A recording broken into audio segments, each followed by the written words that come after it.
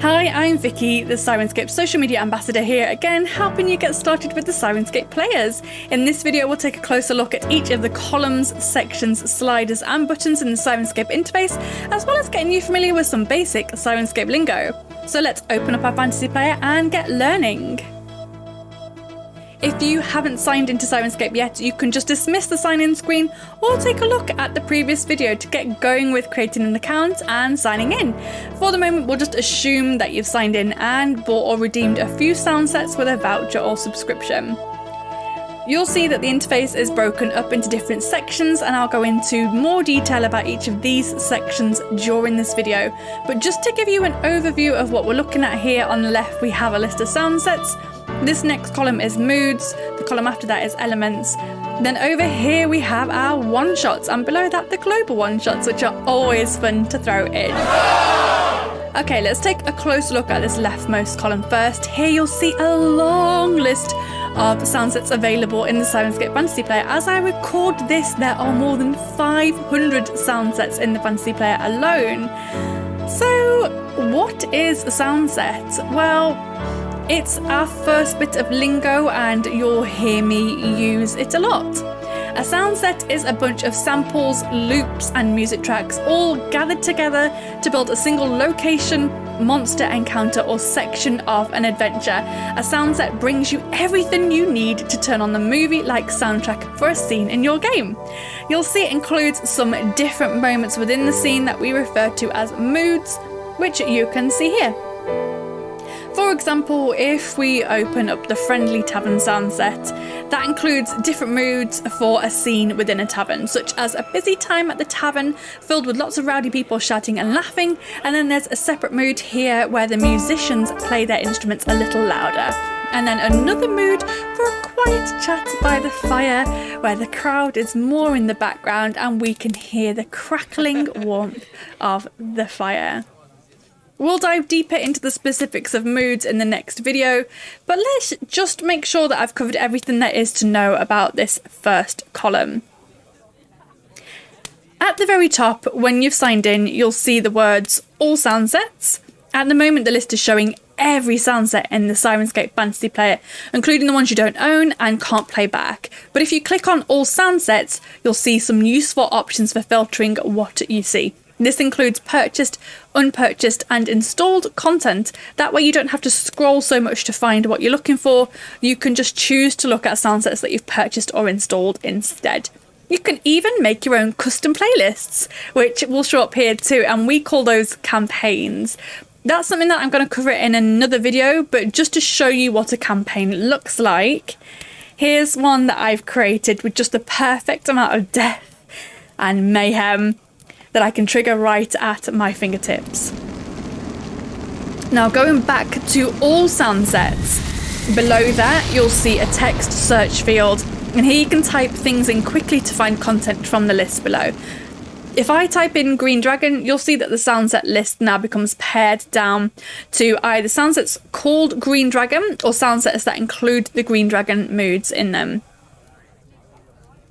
This one looks like the Green Dragon that I'm looking for, but when I click on it, the Fantasy Player shows that I don't actually own this one yet. Instead, it shows me an info box and links me to the store where I can watch a demo video and make sure that this is definitely the sound set for me before I purchase and install it, but I'll take a look at that later. There's also a neat little feature. I can hide the sound set list by clicking this button here. Who knew that there was a button? It's useful for creating a bit more space, especially if you're on a smaller screen. Okay, so that's the sound set list. As I mentioned before, this next column shows us the different moods that I can play within a scene. Moods are where the magic really happens. Simply clicking these can get a scene going, trigger a battle, or fade that battle out to an aftermath soundscape. We'll talk in more detail about moods in the next video. Now, this next column shows all the elements that make up this wonderful world of sound that we've created. An element is a single component within the scene. For example, background wind, or rain, or the hoots of owls, or the roars of a monster, as well as music. elements generally trigger automatically, and you don't need to worry about what they're doing, but you can turn them on or off as you wish by clicking the play button. You see the little timer ring going around here? Just each time an element plays a sound, it picks a random amount of time to wait before it plays another. That's just one part of keeping the soundboard sounding truly random and realistic, but we'll get into a little more detail of what you can do with elements in the next video. Now this section on the far right shows our one-shots. One-shots are sounds that you trigger when you click them. They might be environmental sounds like claps of thunder, spell sounds like the fireball, or parts of a non-player character or NPC speech. Now one of my favourites is the creepy shopkeeper. You must play with that sometime, it's a lot of fun. The one-shots here are, in this top section, belong to specific sound sets and are useful for that one situation. And the ones at the bottom here are global one-shots that we think might be useful to have on hand all the time. My favourite is the sand trombone. I use it when someone fails a check or makes a bad joke. Now, global one-shots get installed with specific sound sets. The ones that you see here at the moment are shown because I've installed the Bugbear Battle sound set.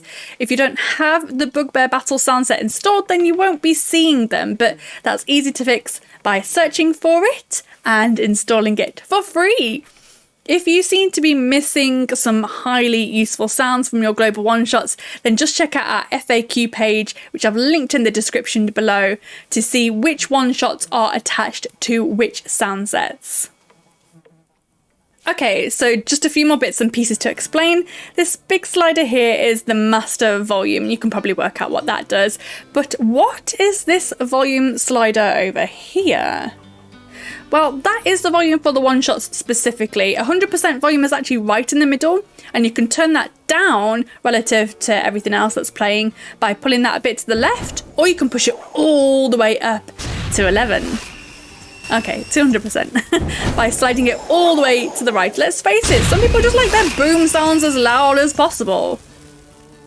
That'd be me. And some people prefer to keep things a little more chill. Now there's a stop button here as well, which is the fastest way of stopping all the sound, but like everything in Syrinscape, it does a nice fade out, so nothing sounds too abrupt or unnatural. It's not going to be an instant stop.